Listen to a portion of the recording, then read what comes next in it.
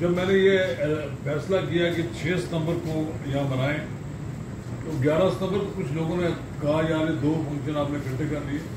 تو میں نے کہا دیکھیں میری بات سنیں, دفاع کا اور قائد اعظم کا کوئی الگ الگ نہیں سلسلہ.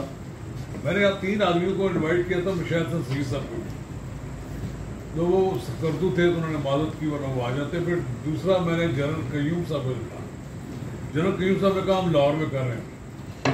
اور پھر میرے محترم راجہ ذوالفق صاحب تھے, تو انہوں نے بات کہا جی یہ یوم دفاع اور یہ یوم قائد اعظم وہ اسی کو جتنے رہے, تو مجھے لگ رہا تھا کہ وہ شاید نہیں آئیں گے.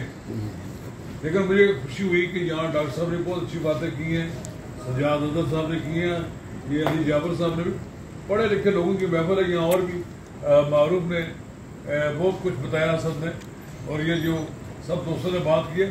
کنکلوژن یہ ہے کہ جو لوگ جن لوگوں نے اپنا آج ہمارے کل کے لیے قربان کیا انہیں یاد رکھنا چاہیے. میں آپ کو بتاتا ہوں کہ وجود قریشی صاحب اور میں دونوں تقریباً کوئی 2 سال کا ہی فرق ہوگا ہماری عمر میں. 1965 میں اسٹوڈنٹ تھا گورنمنٹ کالج اسر مال کا, فرسٹ ایئر تھا. لڑائی ہوئی تو میں پہلا اسٹوڈنٹس کا ایک ڈیلیگیشن لے کر کھیم کرن گیا جہاں پر قبضہ کیا تھا پاکستان کی مسلح افواج نے. وہاں پر وہ جو نیچے پاتال میں لاشیں پڑی ہوئی نظر میں آئی, سب کچھ یہ قصور کے پاس تھا. پہلی بار میں زندگی میں وہاں گیا تو مجھے ان فوجیوں کے ساتھ تصویریں کھنچوانے کا اور اس وقت ہوا. پھر ہمارے ایک پروفیسر ہوتے تھے, پروفیسر وسیق صاحب, جانتے ہیں آپ, انہوں نے ایک روایت قائم کی کہ پہلا جو 6 ستمبر بنا تو انہوں نے کہا کہ خون سے ہم قرارداد لکھیں گے ملک کے طور. 3 بجے رات کو دشمن نے حملہ بھی 3 بجے کیا تھا. آپ سب ہم رہے کہ آپ کی بھی تقریر کرا تھا, آپ کی تقریر رہے گی,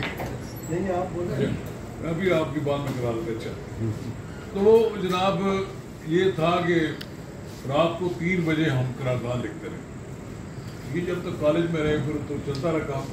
جب مجھے کالج سے باہر آئے تو میں جرنلزم جوائن کیا, تو آپ یہ سمجھ لیں کہ اس سے لے کے اب تک مختلف شکلوں میں. پھر رات 3 بجے والا بھی کام چلتا رہا, پھر آہستہ آہستہ یہ بھی ختم ہو گیا. پھر ہم نے دن کے اجالے میں یوم دفاع پاکستان مناتے رہے. پھر کئی سالوں سے میں سوار محمد حسن شہید کے مزار کو بھی جاتا رہا ہوں, میں کیپٹن سرور شہید کے مزاروں کو بھی جاتا رہا ہوں. پھر یہ خطہ تو ویسے ہے ہی شہداء کا, پٹوار کا, اس لحاظ سے مجھے ایک فخر بھی یہ تھا کہ میں اس خطے میں پیدا ہوں. پھر لانس نائٹ محفوظ شہید کے مزار پر بہت زیادہ کیے ہیں, کئی سالوں سے جا رہے ہیں, وہاں اسد سے ملاقات بھی ہوگی. ایک تو ان کو یاد کرنا چاہیے کہ ہماری قوم کے جو یہ لوگ ہیرو تھے, ہم دے تو کچھ نہیں سکتے, لیکن یہ ہے کہ قوم کو یہ پتہ لگے کہ یہ لوگ کیا تھے. جی آج اس محفل میں بھی محفوظ شہید کے بارے میں بہت سی چیزیں پتہ لگی. پھر اس کے علاوہ قائد اعظم کے بارے میں جو بات ہے نا, یہاں جو تھیوریز لوگ پیش کرتے ہیں, کچھ لوگوں کی کوشش ہوتی ہے, کچھ سیکولرزم کے قائل تھے, کچھ کہتے ہیں, اور کچھ یہاں مجھے ایک جماعت کے بڑے لیڈر نے مجھے کہا جی آپ نے وہ نصاب میں لگائیں جی قائد کا قائد ہے.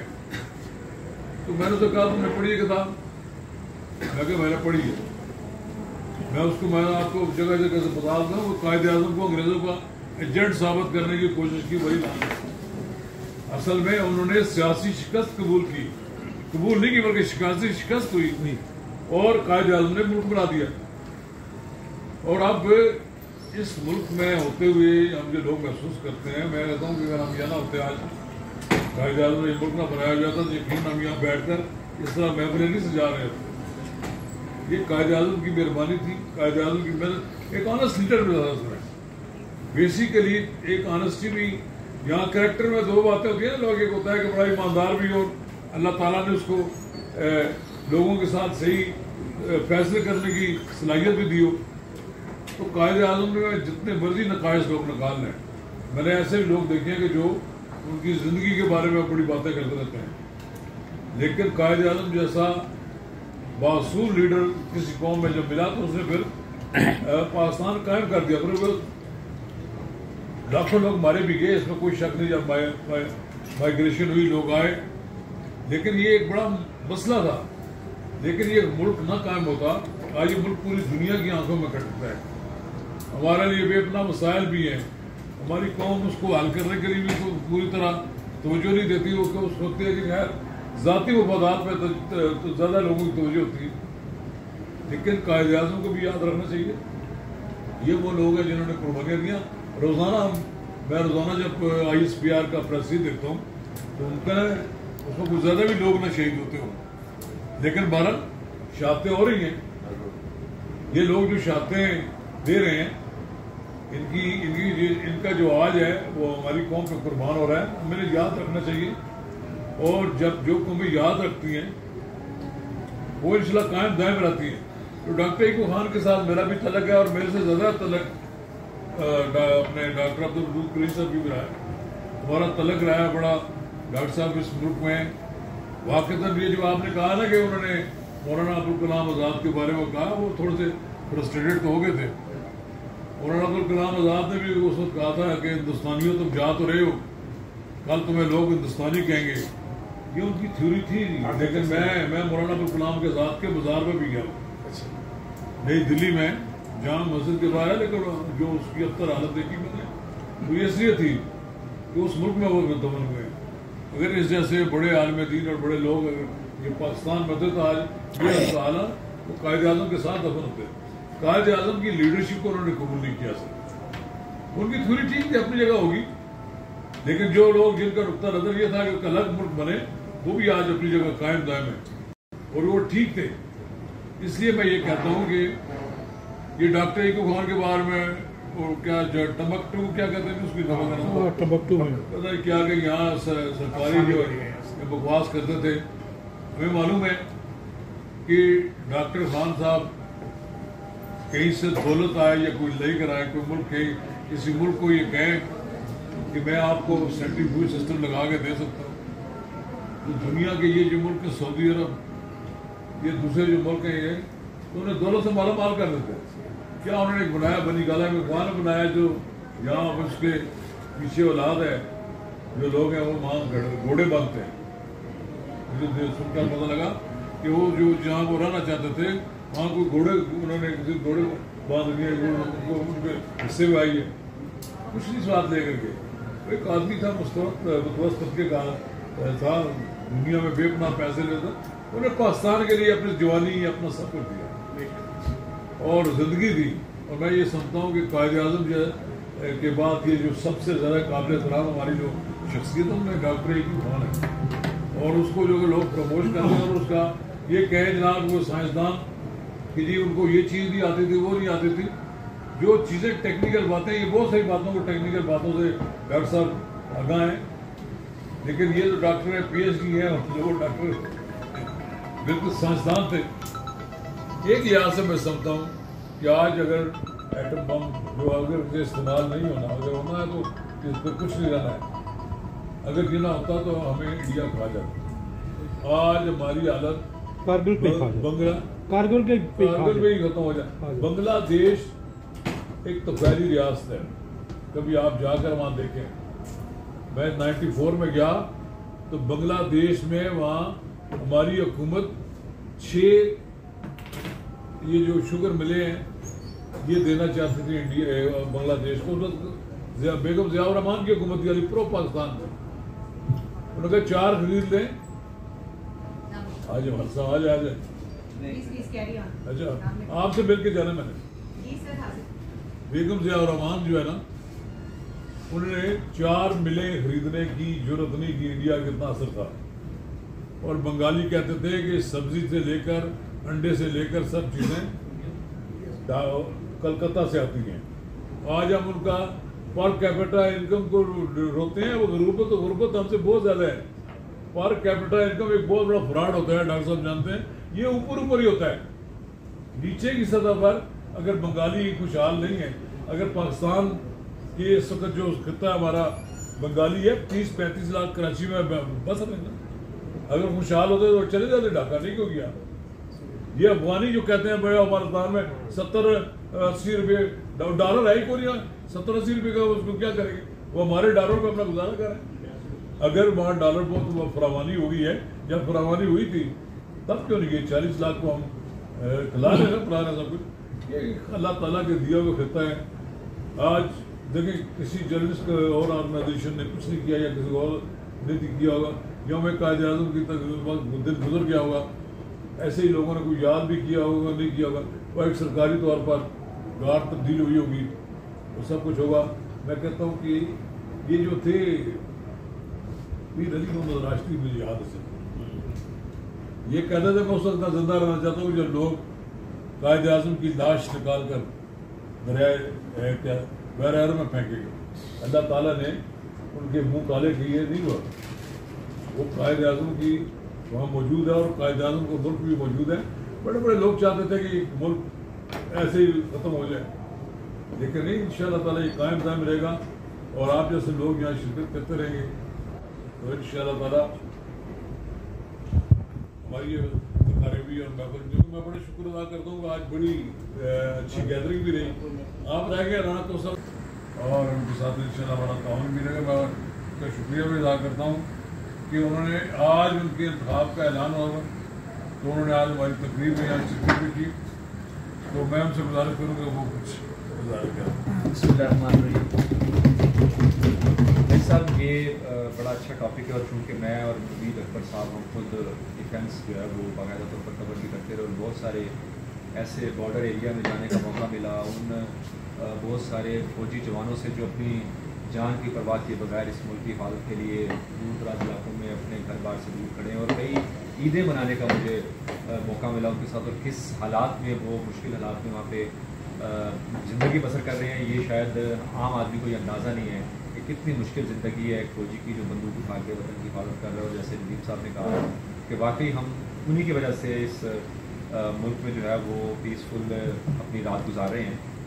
बात जहाँ तक है जी, हमें कायद आज़म की बात की जा रही है, कायद आज़म के अफकार और उनके जो नज़रियात हैं उसके ऊपर अमल करने की ज़रूरत है, लेकिन बदकिस्मत ये है कि हमें कायद आज़म की जो पाकिस्तान की करेंसी है उसके ऊपर लगी हुई तस्वीर से तो बहुत प्यार है, लेकिन कायद आज़म क्या कह के गए थे और उन्होंने क्या मैसेज दिया था वो शायद हमने भुला दिया है। और नई नस्ल में बड़ा ज़रूरी है, अली जाफर साहब ने बड़ी डिटेल से कायद आज़म के किरदार के ऊपर, उनकी शख्सियत के ऊपर रोशनी डाली थी। तो मेरा ख्याल है हमें बजाय कि ये सिर्फ याद करने के जो मैसेज था कायद आज़म का उसके ऊपर हमें चलना चाहिए और अपनी नई नस्ल को जो है वो पैगाम जो है उनको पहुँचाना चाहिए। और दूसरा ये है कि जी शहीदों का बिल्कुल एहतराम करना चाहिए, और बड़े अफसोस की बात है कि जिस तरह से शहीदों की और उनकी फैमिलीज़ की बेतौकीरी की गई, यकीनी तौर पर जो उनका दिल दुखा है वो यकीनी जायज़ होगा, क्योंकि मैंने ये फील किया है, मैं भी शायद बहुत बड़ा नाक़िद होऊंगा फ़ौज के फ़ैसलों का, उनकी पॉलिसियों का, लेकिन जो फ़ौजी है, जो सिपाही है, जो शहीद है, जो हकीकी मानों में बॉर्डर पर खड़ा हुआ और हिफाजत कर रहा है, उसके बारे में इस किस्म के अल्फाज या रिमार्क्स जो प्रोपेगेंडा किया जाता है उसको हमें सबको मिल के जो है उसको प्रोपेगेंडे का तोड़ भी करना चाहिए और ऐसे लोगों को खत्म करना चाहिए जो हमारे शहीदों के बारे में गलत रिमार्क्स देते हैं या कायद आज़म की शख्सियत को जिस तरह मुतनाज़ा बनाया जाता है, इसके ऊपर हमें यकीनी तौर पर कोई ऐसा लायम अख्तियार करना चाहिए। कोई ऐसा एक इदारे तो बने हुए हैं, प्रेस आपको भी पता है, लेकिन वो चंदे के लिए बने हैं। मेरा ख्याल है कायद आज़म के जो असल पैगाम है उस तक वो पहुँच नहीं रहा। हमें मिल के तमाम बॉडीज़ को, तमाम अहले सहाफ़त को जो है वो काम करने की ज़रूरत है ताकि असल मैसेज जो है कायद आज़म का हमने नस्ल तक पहुँचा सकें। उसमें ऐसा हमारे पाकिस्तानियों के लिए फ़ख्र की बात है कि हमारी आर्मी है जो आम घर में आराम से सोए होते हैं और वो हमारी हिफाजत करते हैं, हम अपने शहदा को खराज अक़ीदत पेश करते हैं। और दूसरा ऐसा मेरी पहली तकरीब है कायद आज़म मोहम्मद अली जिन्ना के यौम वफ़ात पे जो आपने की है, इस पर हम आपको फर्ज तस्लीम पेश करते हैं। इस तरह की तकरीब होनी चाहिए और आपकी वसादत से और कुरैशी साहब की वसादत से आप से मैं रिक्वेस्ट करना चाह रहा हूँ कि अब जो भी गवर्नमेंट आएगी ऐसा इसके लिए प्रोग्राम किया जाए और उसमें करारदाद पेश की जाए जो कायद आज़म के अफकार हैं, जिस वजह से हमें आज़ादी मिली थी, वो भी आइन का हिस्सा हो और असम्बली में वो करारदाद पेश की जाए ताकि हमारे आने वाली नस्लों को कायद आज़म के फ़लसफ़े और अफकार का पता चला। कायद आज़म मोहम्मद अली जिन्ना ने यह कहा था कि कश्मीर पाकिस्तान की शरक है और कश्मीरी अपनी शरक इस पर कायम है कि वो आज भी यही नारा लगाते हैं कि कश्मीर पाकिस्तान की शरक है। और दूसरा जो हमारे शोधा हैं, चाहे वो पाक फौज से या सिविलियन है, हम सब के दर्जात की बुलंदी के लिए दुआ करते हैं, अल्लाह ताला सबकी मग़फ़िरत फरमाए और हमें भी शहादत का रुतबा नसीब फरमाए। आखिर दावाना अल्हम्दुलिल्लाहि रब्बिल आलमीन। अगर आपने वतन हासिल कर लिया है तो उसके तहफ़्फ़ुज़ के लिए लड़ते हुए जो आदमी अपनी जान कुर्बान करता है तो वो उसका रुतबा शहादत का रुतबा है। ये जैसे ये बाकी दोस्तों ने बात किया कि कायदे आज़म मोहम्मद अली जिन्ना रहमतुल्लाह अलैह के बारे में जो चीज़ें एक करैक्टर असैसिनेशन की जो मुहिम चलाई जा रही है, ये घनौनी साजिश है। और ये मैं ये समझता हूँ कि इसके लिए भी फंडिंग जो है वो इंडिया करता है और वो फंड्स लेने वाले बड़ी टाई पैंट कोट शर्टें पहन के जो है वो बड़े बड़े लेक्चर देते हैं और हम ही में से हैं। अमीर जाफर या अमीर सादक की नस्ल से हैं, वो हमेशा गद्दारी करेंगे और उसी नस्ल से। ये आज़ादी क्या है? आप ज़रा पूछें, ज़रा चे गुएरा से पूछें कि जो अक़वाम मुत्तहिदा में सिर्फ 2 हरफ़ी बात करता है, आज़ाद वतन या मौत। ये ऐसा उसका मुख्तसर तरीन खिताब है कि वो आज़ादी और मौत का फ़लसफ़ा जो है वो बयान करता है। ये कालत अक़वाम मुत्तहिदा के मुंह पे वो मल के चला गया कि आज़ादी को आपने सलब नहीं करना, आज़ादी की एक ऐसी तहरीक दे के चला गया।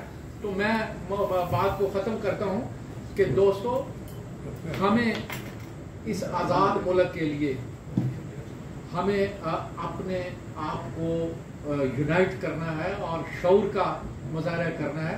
हम जब आज़ाद वतन के लिए जो तहरीक पाकिस्तान बनी थी वो इंडिया से 100 साल बाद हम शुरू कर पाए। ये बनिया बहुत हिंदू बहुत चालाक है। बस हमारी ये जिम्मेदारी बनती है कि हम अपने वतन के दफा के साथ साथ अपने हीरोज का, वो कायदे आज़म मोहम्मद अली जिन्ना हैं, वो महफूज लांस नायक मोहम्मद महफूज हैं और इसी तरह बाकी जो हमारे हीरोज हैं उनका दिफा भी अव्वल लाज़िम है। ये वतन के मुहाफ़िज़ भी हैं और वतन के बानी भी हैं। वतन के साथ साथ इनके लिए भी हमें अपनी जिम्मेदारी निभाना है।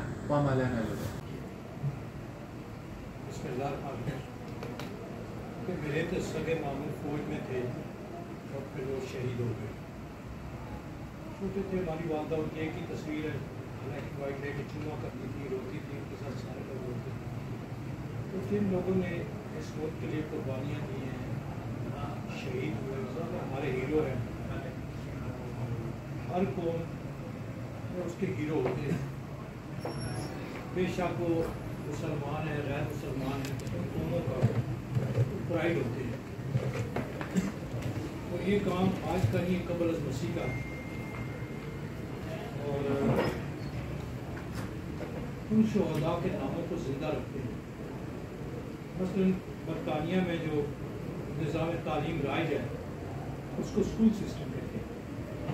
बड़े सगीर में जो निज़ाम तालीम राइज था उसको मदारस का सिस्टम कहते हैं।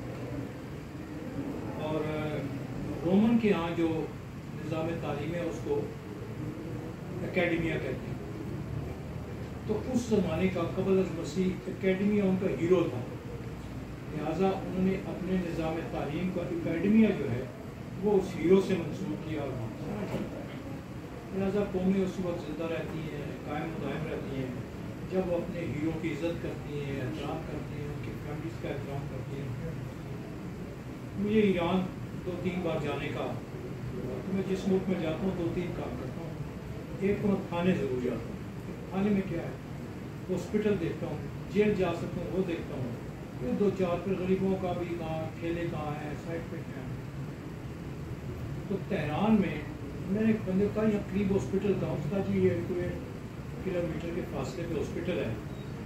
तो मैं वहाँ चला गया, तो कहा आपको मर्ज़ है, कोई बीमारी है? मैंने कहा यार मैं देखना मेरी बीमारी है। मैंने कहा यार किसी डॉक्टर के यहाँ देखो जहाँ रश है वहाँ। तो इसी तरह हमारे जैसे हॉस्पिटल में रश, तो बेंच पे बैठे हुए, तो मैंने देखा कि एक औरत आई है, उसके साथ एक बच्चा।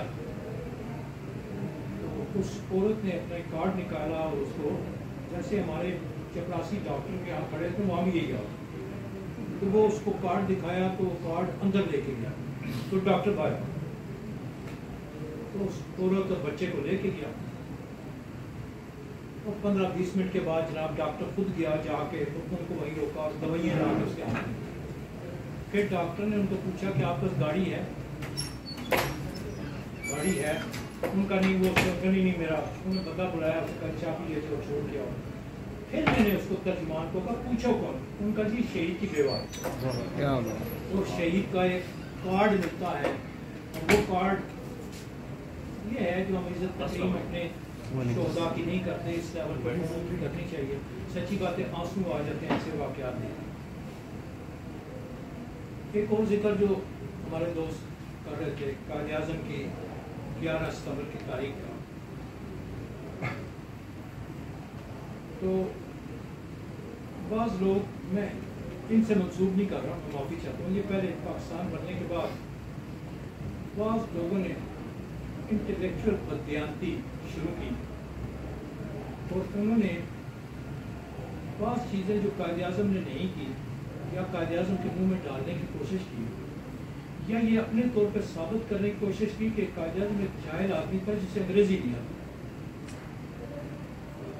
11 तारीख की तकरीर को मंसूब किया जाता है कि वो सेकुलरिज्म की बात है, तो क्या उस तकरीर में कायद आज़म ने सेकुलर का लफ्ज़ इस्तेमाल किया?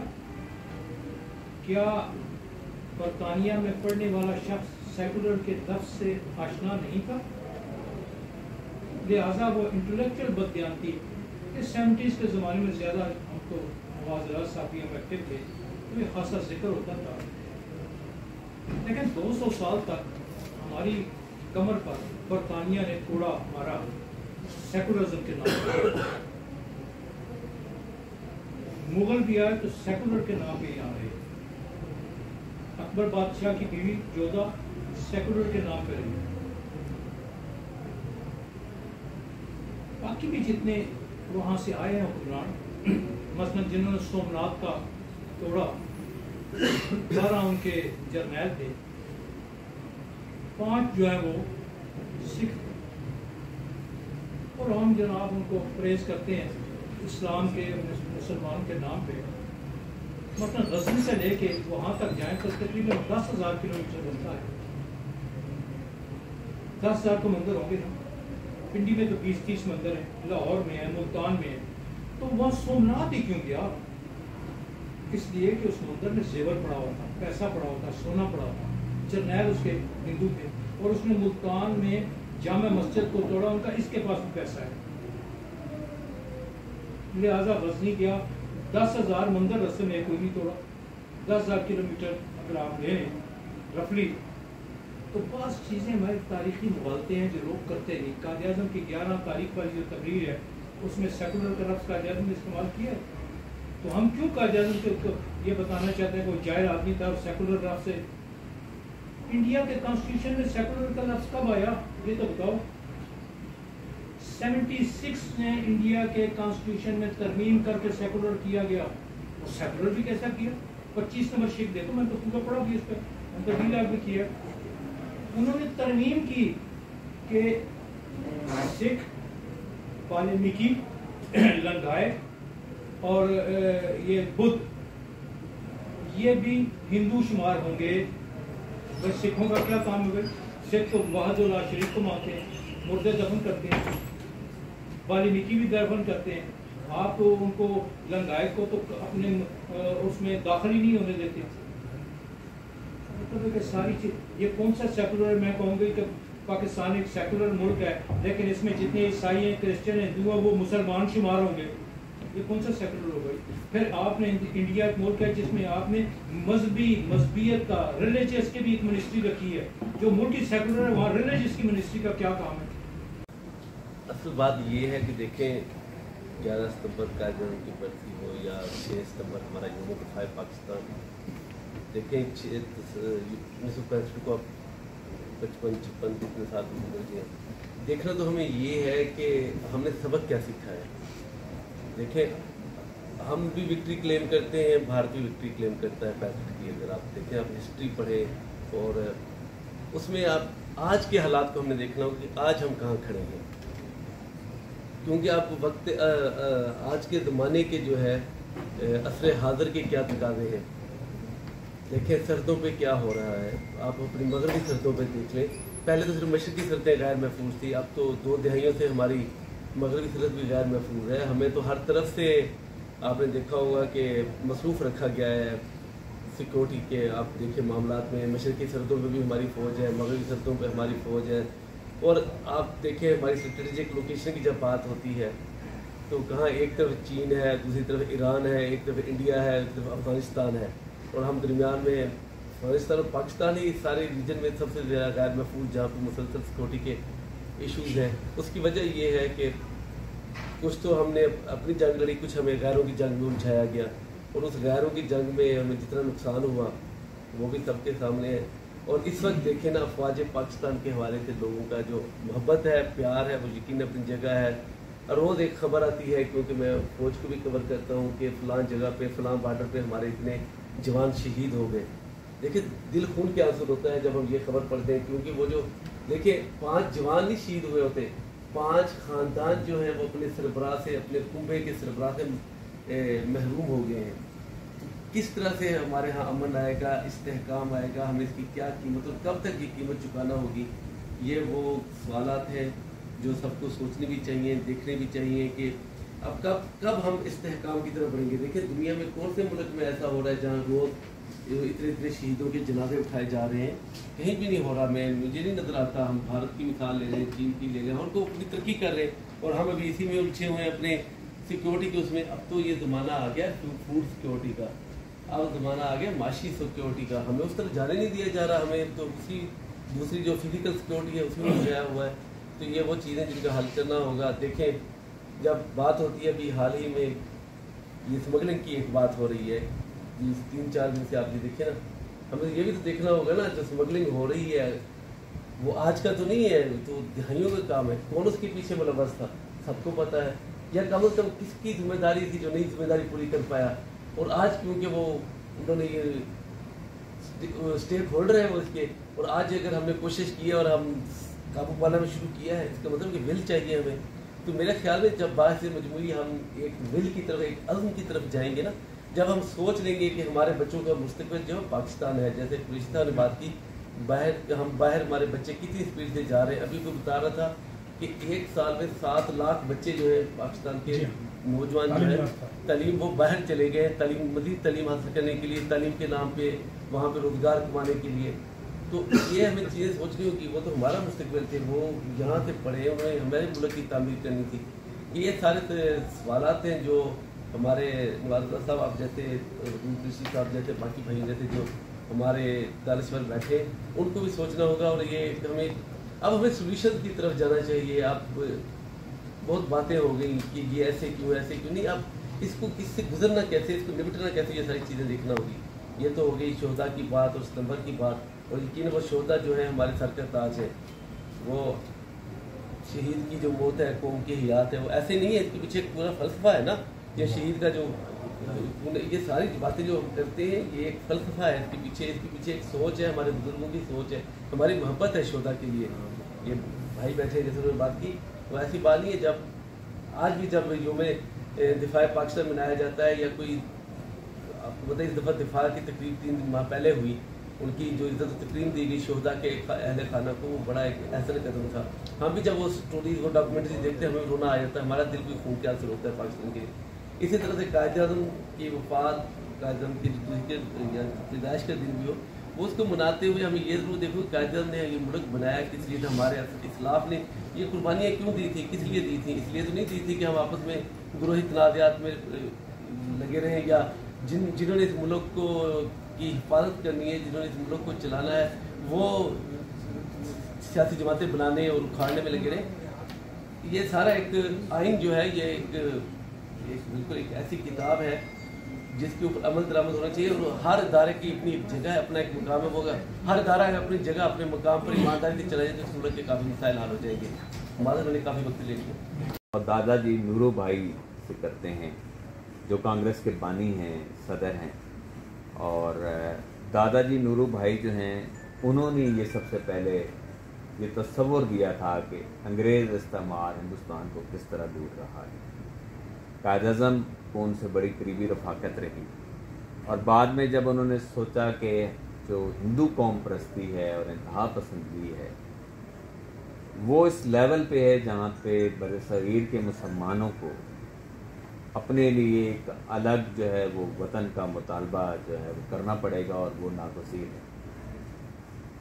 وہ تحریک جو ہے اس کے اندر جو نشیب و فراز آئے، وہ ہمیں جس انداز سے پڑھائی جاتی ہے اس میں جو ہے بنیادی جو چیزیں مسنگ ہیں وہ یہ ہے کہ ہم اس تاریخ سے خود کو ایسوسیٹ نہیں کر پاتے، اسٹوڈنٹس اس تاریخ سے، اور اس میں بڑا کردار جو جہاں نصاب کا ہوتا ہے وہاں مطالعہ پاکستان کے استادوں کا بھی ہے۔